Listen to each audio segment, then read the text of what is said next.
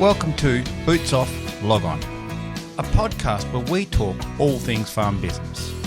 A show about the business of farming, bringing you insights and wisdom from the leaders in farm business, helping you minimise risk and maximise return on all your hard work. I'm David, and I'll be your host for the show. G'day everybody, and welcome again to the podcast, and thank you for choosing to listen to us again today, and welcome if you're new to us. We depart from our usual conversations with farm business leaders today to talk about something more important, something we hold close to our hearts.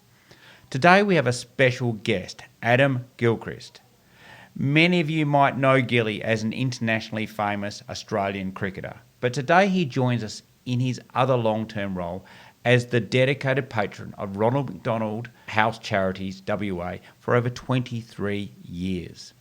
Ronald McDonald House Charities WA offers 24/7, 365 days a year support to rural and regional families, providing a home away from home with dedicated staff and a range of educational and wellbeing services to help families stay together during resilient and challenging times, especially for families who suddenly find themselves with a critically ill child in hospital in an urban area. In this episode, Nat and I talked to Gilly to find out how he got involved with Ronald McDonald House Charities in WA in the first place, and how it's been an important part of his and his family's life for 23 years, and how he's working hard with Ronald McDonald House Charities to expand so that more families can access support every year. But it's not all serious business. We also have some fun with Adam, and we explore topics like, what do you talk about in the commentary box when there's not much happening on the field? And the intriguing story behind him holding his glove up to the camera after his remarkable 143 runs off 104 balls that helped Australia win the 2007 World Cup final. And one thing I've always wanted to know, the one bowler he hated facing and could never work out, plus much more. This episode promises to be a delightful blend of inspirational insight and a touch of cricketing charm. Gilly's a great talker. If you'd like to show your support and find out more about our fundraising efforts for Ronald McDonald House Charities WA, AgriMaster is raising funds to adopt a room so fewer regional and rural families have to miss out on this important service. And the links to this will be in the show notes.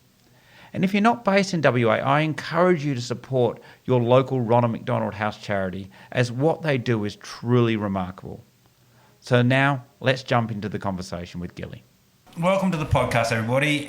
Today's a bit of a departure from our normal farm business podcasting. First of all, got a co-host today, Nat, co-CEO as well, and wife. I don't know which order you end up in, Nat, but of importance. Whichever order you like, Dave. Whichever you like. And also, today we're not talking about farm business. We're talking about something a lot more important, which is caring for regional families, especially regional families who've got a child who's critically ill and has had to go to hospital, and they're having to stay down in Perth in this case, or it could be any capital city.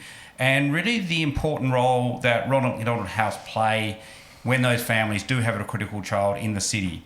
And our special guest today really doesn't need much of an introduction. He is a very long-term patron of Ronald McDonald House, I think 25 years or so. 23? 23, yeah. But he's probably best known to all of you as a former Australian cricket captain, played 96 tests, Gilly, I think, for Australia, and about 280 odd one-day internationals. Somewhere around there. Sound that he hasn't read his own Wikipedia page, I reckon. And considered by many, especially on the internet, as one of the greatest wicketkeeper-batsmen of all time. Pretty impressive. But a bit more impressive. I don't even have a Wikipedia page, mate. I like that. It depends which part of the internet you look at as to whether they refer to me as that and what comments I've made in my commentary or on social media. But anyway, it's nice to be recognised a little bit. No, it is, mate. But more importantly, he's a father of 4 wonderful kids. Yep. And he's actually best known as Mel's husband. Yeah, that's very important. That's probably very the first important. title that should have been read out. People might go, oh yeah, him, yeah, Gilly, but Yeah, anyway, welcome to the podcast. Yeah, Gilly. Thank you for kind introduction. Good to see you both. Thank you. And amazing to be here in your extraordinary office or the premises that you have your business running, but the whole I guess network of staff that you have that have this beautiful space to work in, to do what they do and to carry out everything that you offer as a business, as a service, and so happy and bright and friendly and welcoming. So great to be here. And modern technology too. Look at these. I know, it's nice microphones for a podcast. Who would have thought, mate, instead of using your Apple earpods. Yeah, the AirPods or whatever they're called. That's about it that I have at home. But no, great to be here and fantastic to be on the podcast to talk about, something that's become very dear to all our hearts, particularly in recent times for you guys and for a while longer for me in the charity. Yeah, definitely. So, Gilly, before we get into it, I just want to talk to you about a little story. So, obviously around the world, you're known for a very famous cricketer, Australian cricketer. Yeah. But for all of our customers out there, Adam's third son, Archie, used to play footy with Fergus, our son. And one day, I'm not sure if you know this story, one day our boys were having a little bit of banter and Arch was telling Ferg that his dad was a great cricket player. And Ferg being Ferg... just thought he was full of shit. Yeah. And anyway, I'm assuming they went off to have a lot more banter and we didn't hear about it at this stage.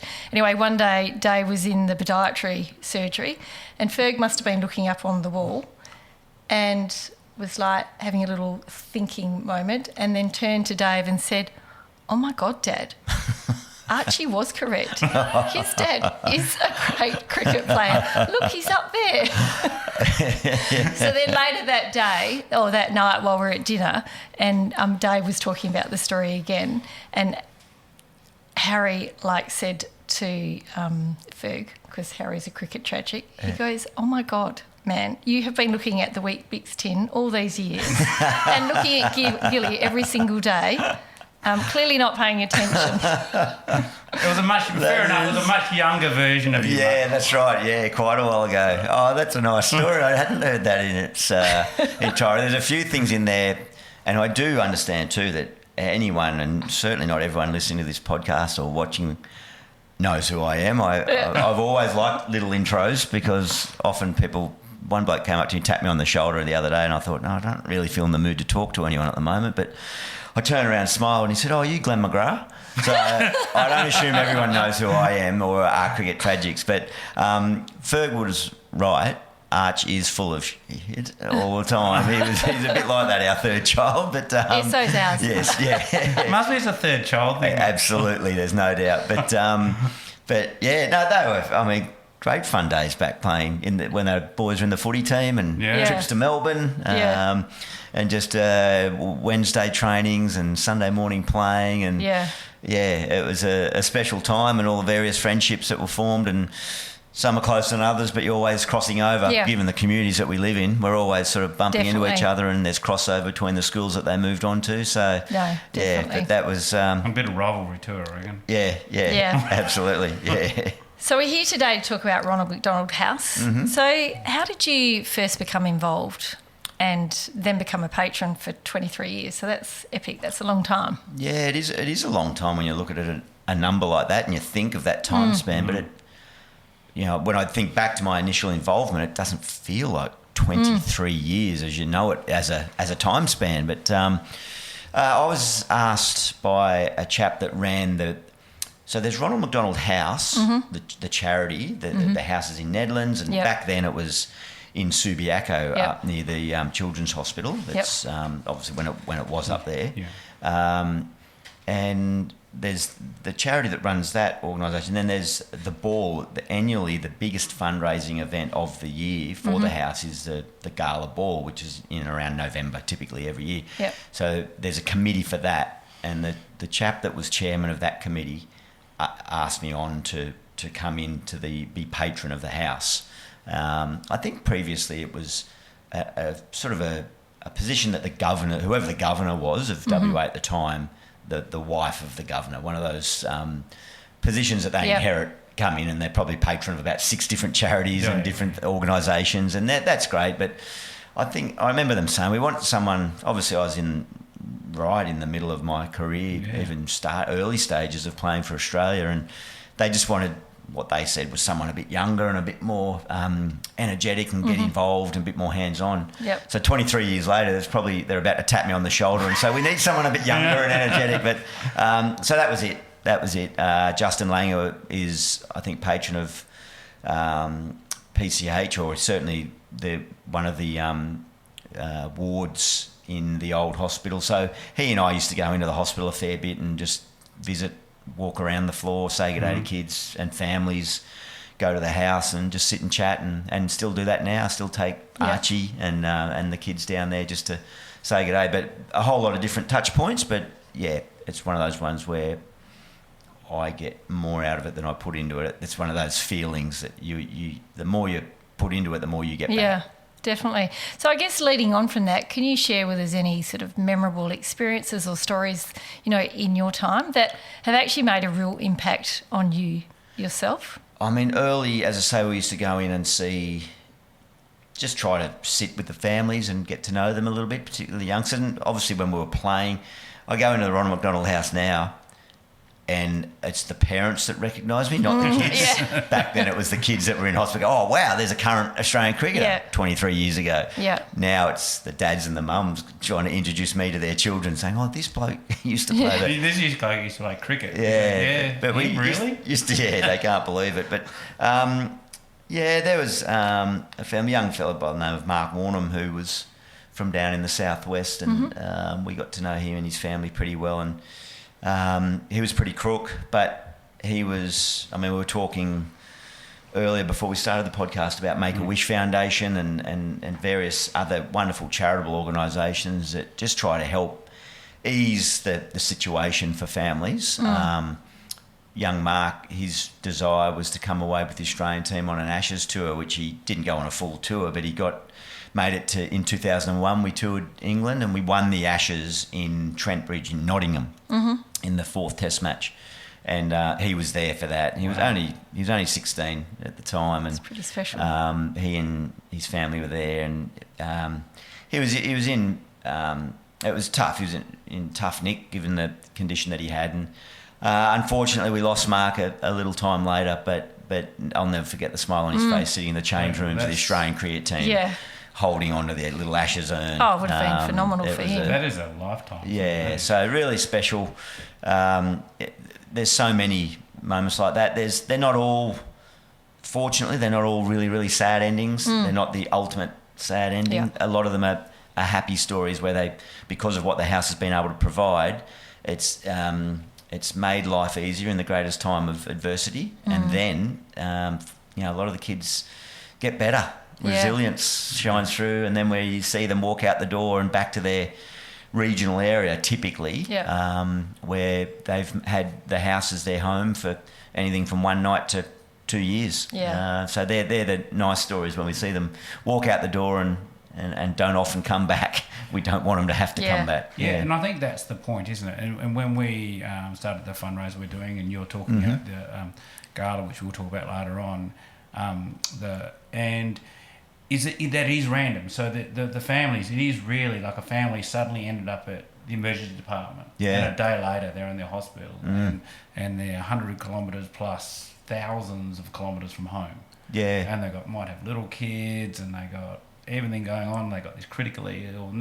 And that's where really Ronald McDonald House picks up, really, doesn't it? Yeah. Well, I've always said this, and you two can, through your lived experience, can understand and articulate this better than I, but I've always tried to think about, and as I say, typically and very early on, the house really was aligned only to support regional and rural families, but as you know, you're a great example of how we've just tried to mould with the times a little bit, particularly as we've taken on bigger projects and bigger spaces within the hospital, not just the accommodation that we provide in Ronald McDonald House, but without getting too bogged in detail, I've tried to always think, what would it be like living up in, anywhere around this vast state of ours, even just down in the southwest, but way up in Broome or right in the north, Kununurra, and you just, from one consultation with a doctor, your complete world is flipped upside down, or your child talking about feeling sick, or there's a lump somewhere, and then before you know it, you're in Perth. Your life has totally been flipped upside down in a health sense and safety of your child sense, but then all the practicalities of it, and none the least, somewhere to stay. Yep. And that's what that's the first thing that we provide as a house, as a charity, is a roof over your head. And then after that, it just branches out. It really blossoms and flourishes as a charity. And I think probably the main thing, and something that is so important to our philosophy as a charity, is as strong as the medication and the drugs and the treatment, to have a loved one right alongside a sick child is as powerful medicine as you can possibly have. Definitely. And so to provide that opportunity, then combine that with the families that stay right within our house, our Nedlands house particularly, and even over in the children's hospital, the rooms there, to have other families alongside you that are facing almost identical situations, to then start to share that story and share that journey, and know that whilst you might feel like you're in the loneliest place your mind could take you when you've got a child that's seriously ill or injured, or the great unknown, you've got other people around that, and families come in almost a bit blinkered up and fearful, but slowly over their term of staying there, through meal times in common food areas. Initially, families come and grab a meal and head back to their room and eat. But slowly, and you've seen the beautiful dining facility. The house is like a boutique hotel, really, isn't it? But it's but to have that environment where they can learn that there's, be it other families, be it staff, be it volunteers, who are the Blue Angels. They are literally angels, the volunteers of this organisation, and other kids. The kids feed off each other and understand that they're not the only ones going through this, and there's a pathway through if they want to feel comfortable sharing their story. So it really is it's more than just a roof over their head, and as we say, it's the house that love builds. Because I think it's so important, because obviously, like you say, when things change, they change very quickly, and you lose your community that you normally rely on so heavily, like your support network, and then you're moving into a different support network, and then, like you say, it takes time to foster those relationships. But I can imagine some of those relationships become lifelong after that, which in itself, even though what brought them together was sadness, but, could have beautiful relationships out of that. Yeah, no doubt. Because we even find on the ward now, when, in our experience with Ferg, you're on the ward and there's not many people who can sit there and sit around having a cup of tea and talk about, okay, so, they talk about chemotherapy drugs, like you're talking about the news, and it's just, and it does become a community, and and that could be any illness. Absolutely, but, and it's probably the most important lived experience, which I think to highlight from our personal experience is, you as a person end up there, right? And you're always there suddenly. And you've got like in our case, we had a child going through surgery, and that's often the case, sudden surgery, and you're not thinking about anything else. Like luckily we had older kids, and so that was fine, but if you had little kids, but someone from Ronald McDonald House just came up to us, and I think we'll just... Sarah, there you go, Sarah came to us, and I think just before Ferg went into surgery or something like that, and said, oh, by the way, guys, we've got a room for you. A what? Yeah, we've got a room for you upstairs, and this has happened. You don't have to worry about meals or anything. Ferg's going to be on floor 4, you're going to be on 5. So one of you can sleep while the other one's next to the bed. And she just took care of everything. Took us up there. This is your room. This is where your meals are. And then all the Blue Angels. And all of it. But not just the Blue Angels, the volunteers who help out there. But all the other mums and dads were in there. Just welcomed us in and go, okay, now this thing's good. This is not, use this. This is when the food comes. It'll come a bit later. They just welcome you in. So it is, because it's a lot, it just takes one thing off your plate. Well, it takes a big thing off your plate, but it is quite special. Well, I think, and it's nice to hear that was your experience, and because that's what we hope to provide. But as you say, taking one thing off or 1,000 things off your plate, but it allows you to focus on the one thing you need to be focusing on, and that is your child. So it's it's a very special place, and it's really well supported. I think the fact that, as I say, before it really was specifically regional families that were the focus, but now to know that, as per your situation or other similar situations where there's kids, even if they're metropolitan area, to have that family member 24/7, like literally a minute or 2 minutes away around the corner, or sitting beside them, or sleeping a floor below them, whatever it is, just that access. And I'm glad we've been able to branch out a bit more openly in that regard, and we hope to increase in size because we've got 30 odd families every month that we've got to say no to. We haven't got the capacity, but we've got plans. And I think that's a really good point, which is why we're getting involved through the company and through yourself and through a quorum to really try and raise more money, because there is a lot of families. For every family that does have this wonderful experience, there's a family who misses out. So it's really important that we can fund this as much as we can, because we didn't think it'd be us. Nobody does. You know, it's just nobody really goes through their life thinking that they're going to need a service like Ronald McDonald House. But so it's really special that we try and fund it as much as we can.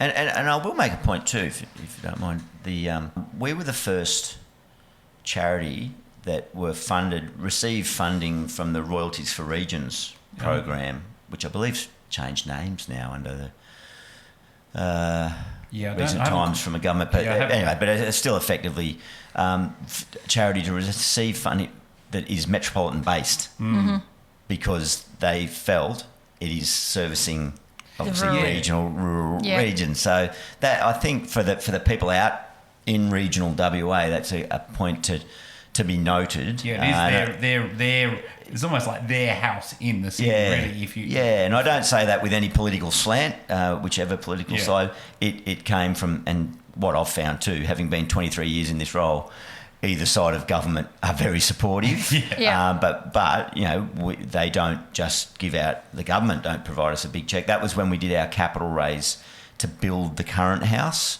that we're in, and as I say, we've got plans to go bigger and better, and we certainly need, you know, we'll be requesting government funding, but corporate support and, you know, just public support of these programs for whatever capacity you have. We don't have any expectations of ask or looking for donations by way of a certain amount. Anything. We will take anything that is within reason, and there's so many good charities out there, we're aware of that are so valuable in our community, but we appreciate any support that we're able to garner. Definitely. So would you say that, you know, like in your tenure, since you've been in the role, like the new Ronald McDonald House, that's been probably one of your biggest milestones that you guys have achieved? So we were, when I came into this role, as I say, we're in Subi, we had 7 rooms, just single rooms, literally a room with an ensuite shower, like a shower and a toilet, tiny little, really small motel size, and it had a double bed in there. So basically, you know, a child and a parent could share that if they had to, but absolutely no capacity for the husband or the wife, the spouse, to be there, and siblings, which was no chance. Like, it was so cramped and crowded, and that was, you know, convenient because it was over the road from the old hospital. We then had 3 apartments that were 2-bedroom apartments that were there.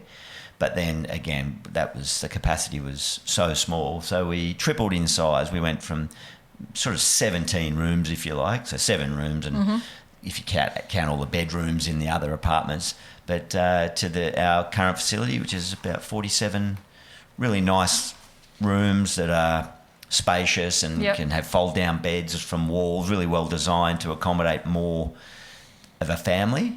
But already we need more space. So what do those future plans look like? Big, but we've hopefully got some space just next to the house where it is at the moment, on the sort of the master sort of plan of that whole hospitals area medical precinct down there now. Yep. So yeah, we'll be talking with government and doing all we can, and then start the looking around and seeing if we've got any further support out there. But as far back to your point, Nat, spot on. It was a really fulfilling achievement to be able to do that, to go from really basic accommodation and service at the start, but then not only in the house is there the rooms, but it became a commercial level grade kitchen, and we had to then, to have a house that big, you got to run it. So the expenditure on just maintaining it tripled. Yeah. And we have to have a chef in there every day because it's commercial grade. We still have make a meal, or home for dinner we call it, where families, corporates can come in and help cook dinner for the house every night. It used to be a bit more intimate in the smaller place, but it's still happening now. But also, I think a landmark thing is our learning centre on level 3 at the house.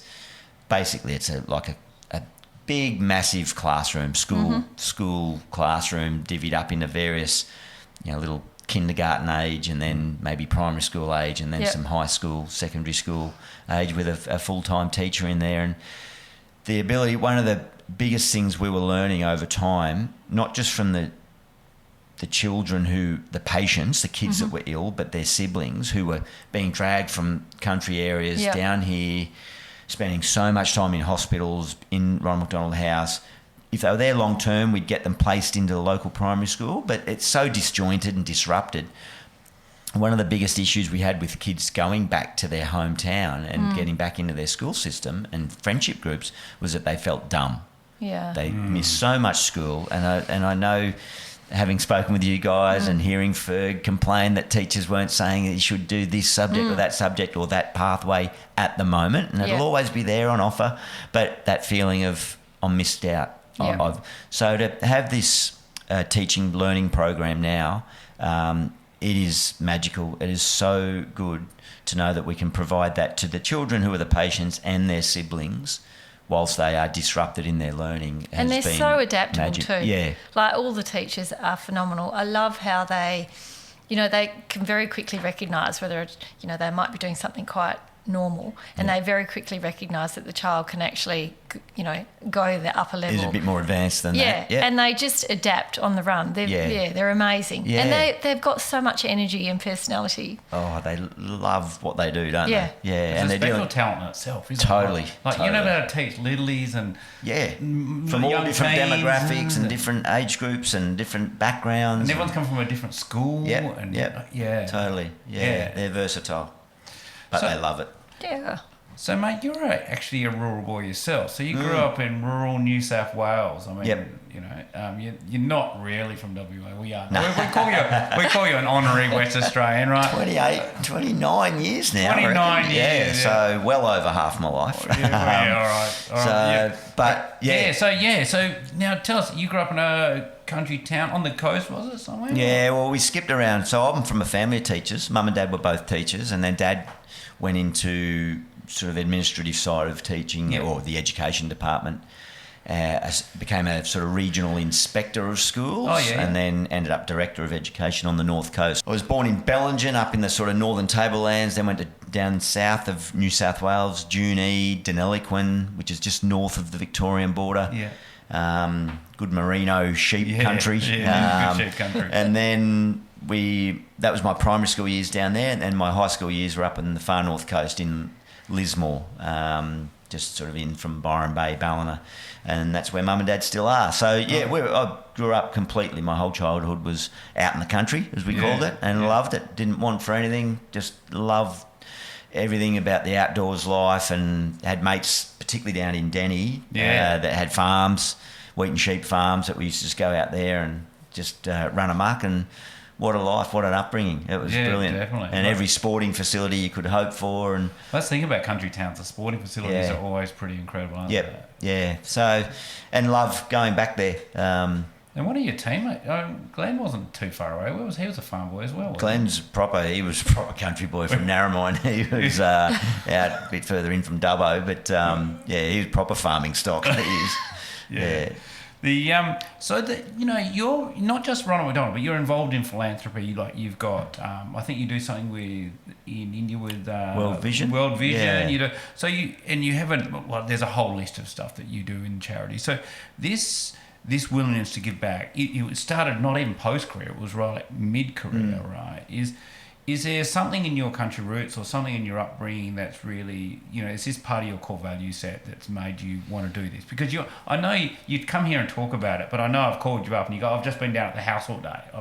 You're actually actively involved. You're not just really just talking about it. So yeah, try to. I think it starts at home. The foundations starts from your parents and that understanding. Dad and Mum were always involved in various.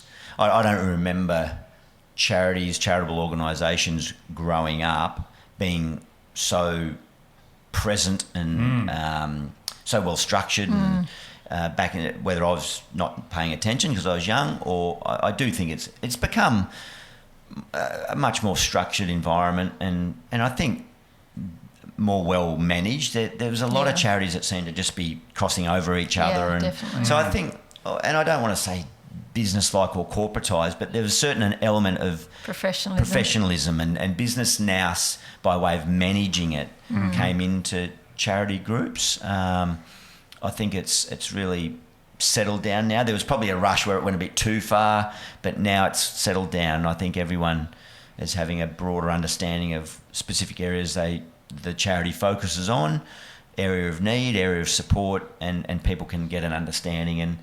And I understand that there is charity fatigue out there, and everyone's got their own financial situation to be conscious of, and before you can start then giving money away. So people want to know if they are going to support a charity, they need to see and understand what effect it's going to have. I think is it people going to actually have have that an right. impact? Yeah. So, but Mum and Dad were always involved in. I think they've always been very generous people, and not so much financially, but just giving of time, giving of support and emotion and care. So that probably is where it started. But you get a lot of requests. Yeah, I understand you get a lot that. of requests. Yeah, I understand that profile people can help enhance situations or draw attention to certain things, and but I have always tried to be a little bit controlled with how prominent you are in any particular charity, and to the point where it's almost to not spread it too thin, and then and that's why I've tried to focus more on Ronald McDonald House than other charities. I'll go and support other charity events and so on, but as far as being patron or the spokesperson or ambassador for, you don't want to be patronising to the public, going, this week's the best one, and then next week chuck some money in that one. Like, I think everyone needs to find out something that they really love and can attach to, and this has been, as I say, nearly half my life. So it's certainly I don't see it as a role to play. It just is part of our life, not just mine, but our whole families. Yeah. Does it? Just quickly on your family. I don't want you talk too much about your family, but you being involved, and obviously the boys now going down and Mel getting involved. Do you see that really having an impact on them? So they're they're all older or teens now, and so how do you see the impact on them growing up? Well, they don't know life without Ronald McDonald House in it, because Harry, our eldest, is 22. So a year before he was born is when I first became patron. So they've been coming to the house forever. There was one ball, charity, the big black tie ball, where I was in India, I was flying home, and I was in Singapore to fly in, and I was meant to land at 2 p.m, and then the ball was that night, and then the flight got delayed out of Singapore. So I was basically stuck in Singapore for the night. I wasn't going to make the ball, so I had to quickly type up a speech. So I just do a little welcome speech at the start. That's just a welcome to everyone, have a great night, don't go on too long, hopefully.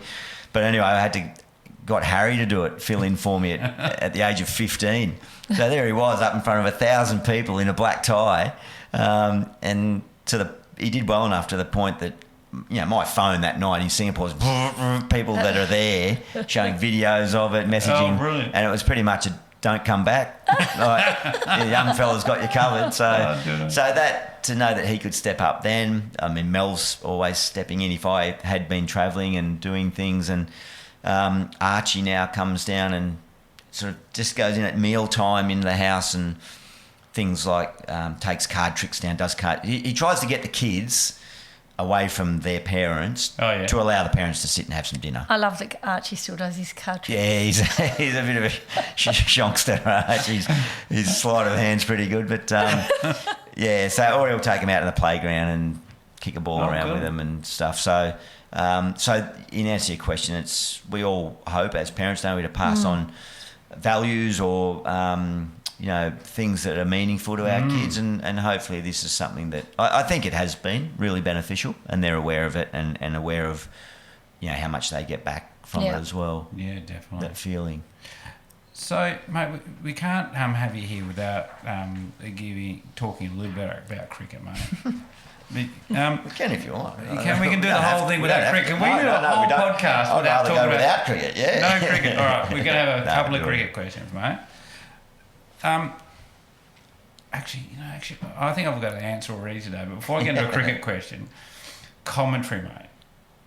Whenever you guys commentary can be quick, like a 1 day, or it can go for like 5 days. Yeah. And sometimes there's nothing happening. Yeah. Right. How do you guys not run out of stuff to say? We do. We definitely do. Unfortunately, that's when we used to... I don't want to be too down about this. That's when we used to just ask Warnie a question and he'd talk for 20 minutes. Because he could talk and talk and talk. But we haven't got him with us anymore, sadly. But, it is a real challenge when the game's moving slowly. That's when you actually earn your commentary dollars, I reckon. Yeah. Because it's easy when the action's there, and when there's if you think about it from a footy point of view, if you're watching like the AFL Grand Final we've just seen was unbelievable, like right down to the last minute, and in fact the whole final. When there's action like that, I don't think anyone's listening to the commentary anyway. You're all going and screaming and yelling and like you're just watching the ball. But when it's slow, that's what the guys that have been before me say, that's when you earn your money. And it's not just filling it with words, it's working out, trying to find something that say that the viewer will want to hear, or not just, rabbling on and on and on about something. So, like you're going to have like a massive book of stats to go back on. Well, stats, we've got good statisticians around. They're sitting right beside us. So we've got a great guy there that he'll hear us talking about something, and next minute you get a tap on the shoulder and he's handed you a bit of paper with all these stats around the topic that we were talking about, and then that then allows the story to be told with greater detail. So it's a good team effort. It is a buzz as a team, actually. Probably reminds me as much as anything as when I was playing cricket. Because a lot of the time you're in the box with ex-teammates or people who you crossed over or with. Opponents. Or opponents, even opponents. Which is really good fun. Especially ones that especially for the banter. Yeah. There's always some good banter going on back and forward. But I think commentary in this day and age, compared to when we were growing up, and that iconic era of Richie Benno and Tony Gregg and Bill, they had good banter, but it was a bit more formal. It was a bit more, really prim and proper, and there wasn't a lot of light-hearted joking around. A few little digs here and there, but now it's a bit more relaxed, and I think the audience tend to like that a little bit more. 2020 cricket, without boring everyone listening on cricket detail, that lends itself to a bit more fun, light-hearted banter. Are you expected to be a bit more formal when you're doing tests? A little bit. The producers, the top dogs, all sort of say, okay, just let the cricket talk, or let it breathe, as in us, and let the cricket talk. And I like that. I think, and I'm guilty of it. I think we all get caught up just talking too much, particularly Test cricket. It's a game. If people are watching Test cricket, I think they're there just to watch and relax and enjoy it. They don't need something, because it's 5 days. You don't need 5 days of someone talking and screaming at you. When I was on the farm, and I don't know if you remember this growing up as a kid in the country, when I was on the farm, Test cricket was my background noise. Yeah. It was on the ute. You just have it on the radio, let the door open. absolutely. And it was just like that noise. It was like the soundtrack in the shed. Sound of summer, isn't it? It is the sound of summer, isn't it? But it's not one thing. It's just this constant. Yeah. Isn't it? Yeah, for sure. And whether it's on the radio, in the car out in the farm yard or in the backyard or just on the TV on, I think a lot of people, although it doesn't draw the numbers it's still reasonable viewership numbers on ratings, but there's a passive love of Test cricket. You don't have to be sitting in front of it watching it. But exactly to your point, Dave, it's just on in the background. You walk past the lounge room, you might stop and watch 10 minutes if it's interesting, or you're out in the garage or in the kitchen or whatever, and you hear something happen, you run out and watch it, and then you go back to what you're doing. But I don't think there's too many people in this day and age that have time to sit down and watch all day, every day. My grandfather was tragic, and he used to take me to the Wacker, and we used to sit there just behind the wickets, and he was one of those people who didn't want to go to the toilet and didn't want to miss the ball. and he'd do that for 5 days. Yeah, that's absolute good. You got time to run, hardcore. don't you, for lunch break? No, don't many people would sit there like that anymore. Not many. There's a few older folk, I think. Yeah, no, it was a different era. So you grew up playing cricket, so you moved around a lot. So was cricket a constant through your life up until right through? All sports, as I said, being out in the... Rugby? You're a rugby boy, being you. Played one season of rugby league and worked out it was much more... I thought it was more skillful running away from your opponent than running straight up at them. So that's why I liked... so my winter sports were footy, Aussie rules, which down in that Southern Riverina near Victoria was all footy. Yeah. And soccer. And then in summer it was cricket and tennis. Yeah. But happy to try your hand at anything, really. But as I say, we were always just running around doing something. So what was plan B, mate? You end up being this famous cricketer. But what was going to be plan B if you didn't become a famous cricketer? I was going to be a PE teacher. Oh, so really? I came from, as I said, a family of teachers. So education was always, in our life, and we knew the importance of education, and that was reinforced from mum and dad. And then 2 older siblings were teachers, and I was going to follow in their footsteps and combine my love of sport with teaching, so PE teaching. So at what point in your career did you think, maybe I might be able to make a living out of this, and I'm not going to have to go and become a PE teacher? Yeah, I enrolled in uni and then deferred because I received a scholarship to the Australian Institute of Sport Cricket Academy. So that was probably that fork in the road moment where... And it wasn't like, it didn't mean the educational component or opportunity was at a dead end, but I knew if I just parked it for the moment and go and really focus on my cricket and give it my best shot. So that was a year scholarship where you live, breathe, eat, sleep cricket. Okay. It was magic. Rod Marsh was the head coach. He was my childhood hero. So all the stars aligned there beautifully. And did you end up with many young guys who were in the academy with you that year end up in the team with you when you end up playing for Australia? Yeah, there'd be 3 or 4 from our that intake. Yeah, went on and played Test cricket there you go. Together. Yeah, so that was really nice. It's surreal when you're hanging around there. How old are you in teenagers? Late teens? Yeah, that was 17, 18. Yeah.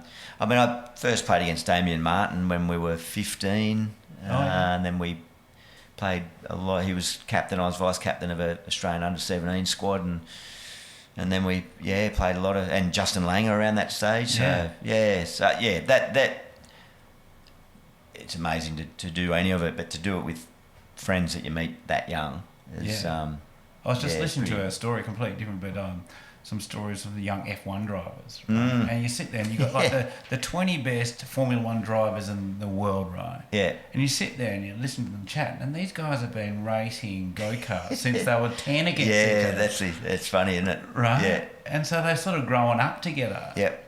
Yeah, that's where proper rivalries are formed. Yeah, and they might be racing out there in F1 as 20-something-year-olds. Yeah. But they remember when Lewis ran over my car when I was 13. Yeah, absolutely. No, he's amazing, isn't it? Yeah. Yeah, definitely, mate. You've played against some of the greats in cricket, right? You've played with and against, right? I want to ask 2 things, right? Who was your scariest guy to face? Like, who did you... I remember listening to Terry Alderman now where he was talking with Richie Beno years ago at the Wacker, and he was terrified, I think, of Curly Ambrose. Yeah. Right. And I go, so who did you face? And you just had to go. And it literally scared you. There's two things that scare you as a batter. It's the fear of pace and being like the intimidation of pace and the velocity of the ball. So obviously there's a physical aspect to it, of it hitting you and hurting you, but you're so well protected in these day and age. But so Shoaib Akhtar from Pakistan, he played through my period of time, so late 90s through to 2008, 9, 10. I think he finished 2008 maybe. He bowled fast. He was pretty nasty. But the other thing that I found even more frightening was the intimidation of skill and deception and facing the spin bowlers. And there was a guy from Sri Lanka called Muralitharan who I just couldn't pick what he was bowling. So it felt like, you're not fearful of getting hurt, but you're fearful of every ball getting out, and not just getting out, but made look like a fool. So is that what it was? I mean, when you're watching on telly, you go, wow, that's clever. But I'm sure he knows what's going on. I would be sitting there going, I'm sure Gilly knows what's going on. No, not with him. No, he was horrible to face because I just didn't know which way the ball was going to spin. So. You caught a lot of, I don't know how many catches you and Warnie bat. How many caught and bowls did you do to Warnie? Can you remember? Hundreds. Yeah, I think, no, I don't know, probably. Off one bowler, off Warnie, maybe 50 or 60. But I could pick Warnie. I knew what he was. Could you play him? Oh, he knocked me over. He got me in a Sheffield Shield game. I let the ball go. Because, I mean, you're sitting there, as that combo. Yeah. Because you had to be able to pick him because you had to catch the damn thing. Yeah.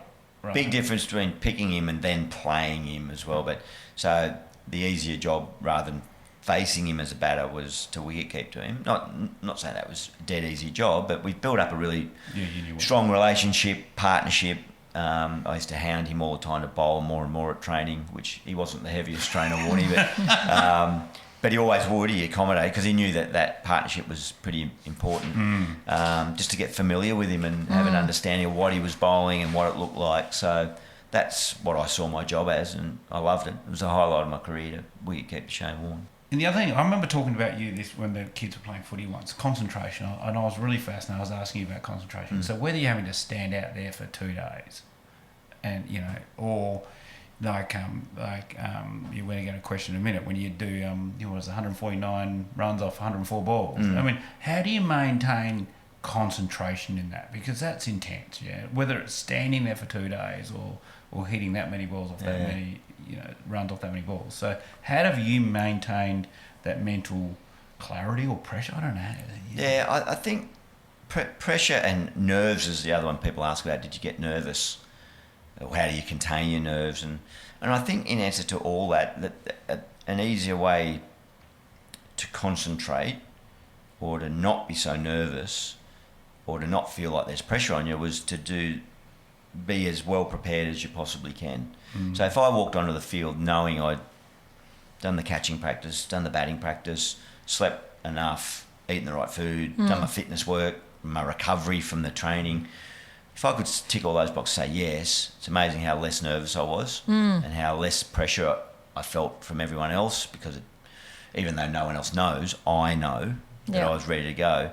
And then that also allowed me to know that I could go out there and just almost more enjoy it. Like the training was, I loved cricket. I loved training. I never got bored of the skill work and all that. But that was the hard yards on the training track, and then you enjoy the event.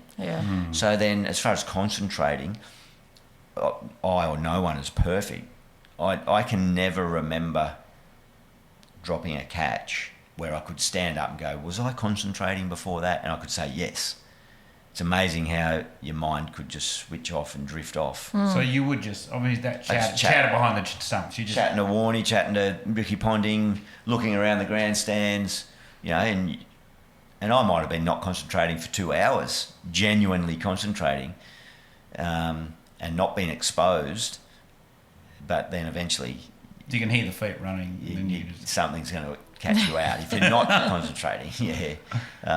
So that's the main thing. Just and because they're long days, we literally work on things like switching on, switching off. So if you're batting, the bowler runs in, you bowl, and I'm sure there's aspects of everyday life, of professional life that people could use or understand a similar type of scenario, but in cricketing terms, a bowler runs in, so you're concentrating as they run in, you play the ball. Once you've stopped running or the ball, what we say, is dead, and the bowler's then walking back, you switch off. You don't need to be concentrating that time. So it's then utilising less mental energy, but more importantly, using it at more important times. So if you bat all day, 6 hours, you should really only be concentrating for about 9 minutes. Yeah. By the time you break down every little segmented run up of the bowler and face that ball and then do it. So, yeah, it's getting a bit technical, but that's switching on, switching off, yeah.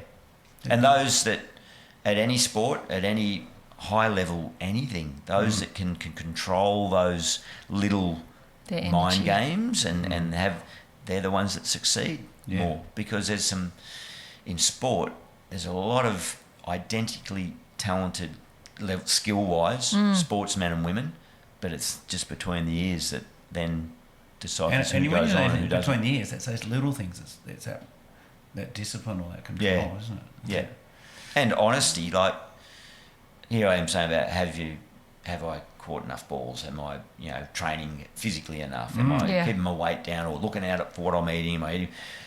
There's only one person that knows. You can lie to your trainer all day. You can lie to everyone. Not the person in the mirror. Even yourself. Well, if you lie to yourself, you're going to have someone in the mirror that's going to go, "Hey." So that's just honesty about your performance and your preparation. Yeah, definitely. Malaka, who's one of our great team members, he's got a question for you, mate. Now, I don't know if it's him. He's a young guy. I don't think he was even born then. I don't know. 2007 World Cup. Mate. Yeah. He'll be chuffed that you said that. Yes, he was born then. As a young guy, and obviously that was with a quote that I think was that 149 runs off 104 balls to beat Sri Lanka in the final. Is that right? Yeah. He said it's etched in his memory, and he'll never really forget that day, even though it probably broke his and his dad's heart, right? And the whole country, really. Yeah. You broke a country's heart that day, mate. But he wants to know in particular about the squash ball, mate.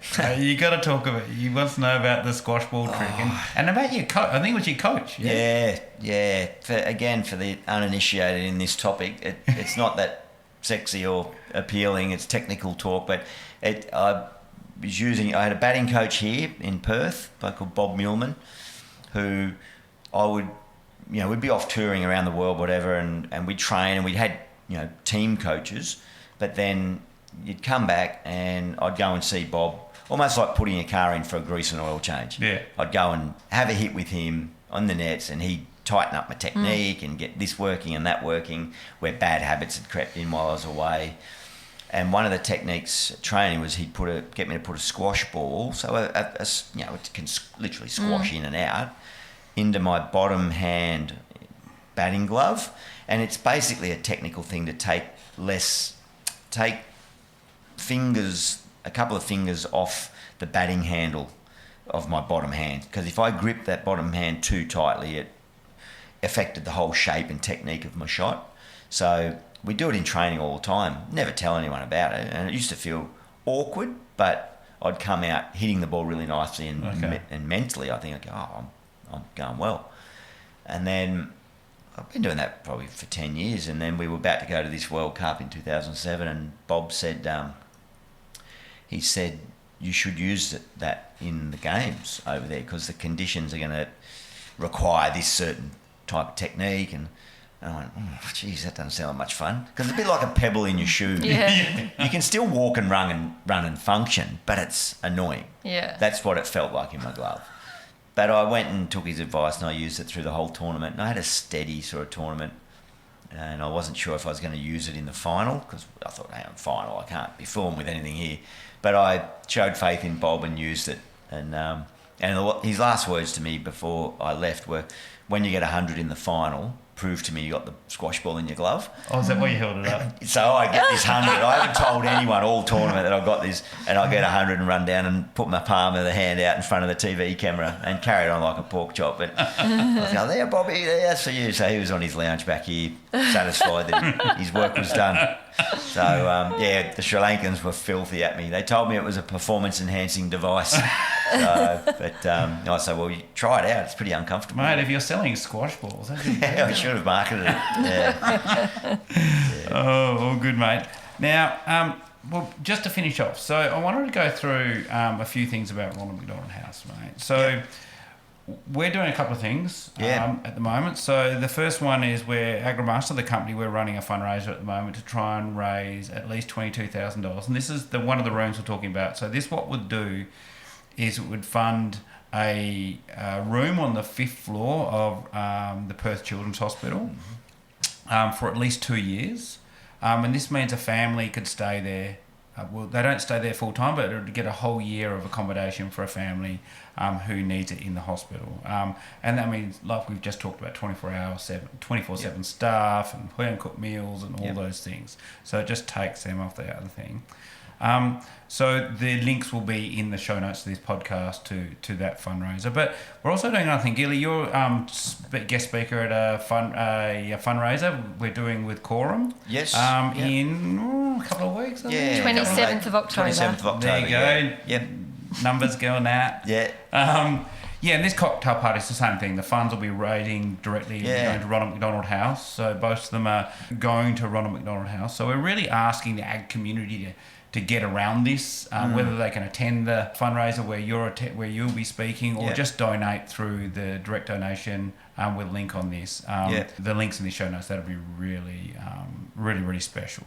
Oh, it will be, yeah. I mean, God, we are, as a charity, so appreciative of what you guys are doing through the business and your client base and customer base has been amazing. I know that I won't do the big reveal, but I know the fundraising seems to be well on track, doesn't it, for what you guys are looking to achieve, which is just a testament to the energy and effort that you've put in and to your business and the people out there in the regions that are aware of this and want to try and make a difference. And the event on the 27th, again, mates of ours, Dave Ayres and Mart, and Dave's got that sort of little business community that the Quorum group. He says, each year we try to raise some money for a charity. He said, we might go to Ronald McDonald House this year, and it's amazing how it's all tied in and everything. So that's absolutely fantastic. We're as I said, there's a whole lot of different initiatives that we have as a house to raise money, and we try to make them really, again, like most charities, make them engaging experiences. There's one that's, again, all the details are on the website, and links can be found. But Up All Night, which you did that. Yeah, it's fascinating. Where it's really, we're saying, try and experience it. And you guys know this feeling better than I. But if you've got sick children, even if they're not seriously ill or terminally ill, just sick kids at home keep you up all night.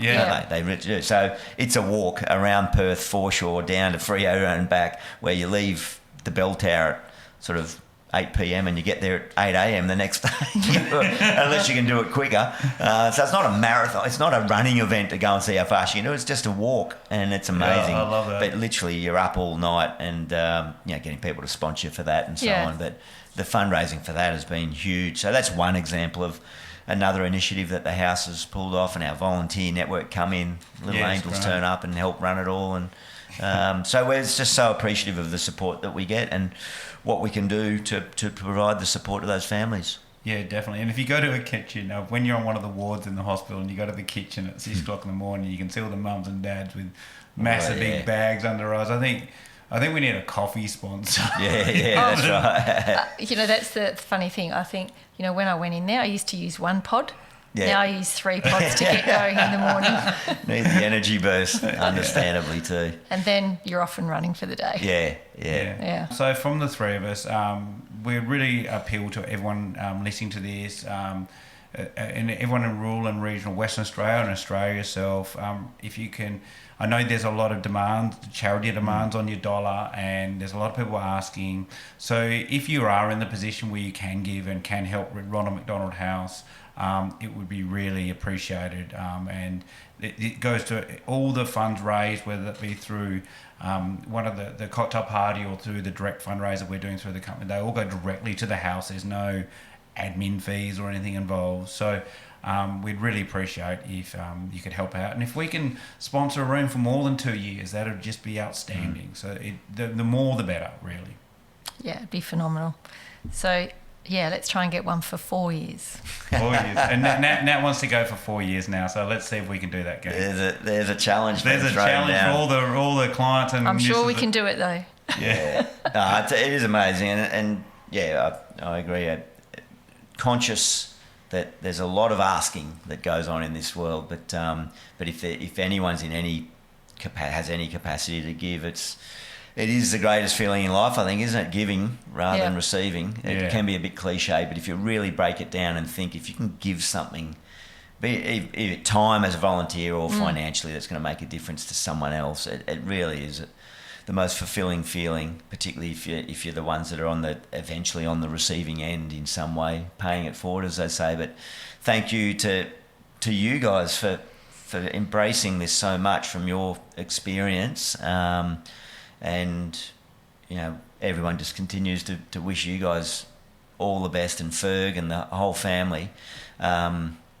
And I know you've spoken so openly about the network of friends you had around you and the meals and everything that came your way, but not everyone is so fortunate to be in those situations. Exactly. So for us to be now collectively, and I say us as in you and your business and your network of customers and clients, to be able to provide that, it's a wonderful feeling. So thank you on behalf of the house and the families. Thank you. And I think, you know what, when Dave started talking about this event, that's obviously we were in the thick of it by then, and that's when I said to him, oh my God, we just need to lean into this, because we have been so blessed with all of our friends and our network.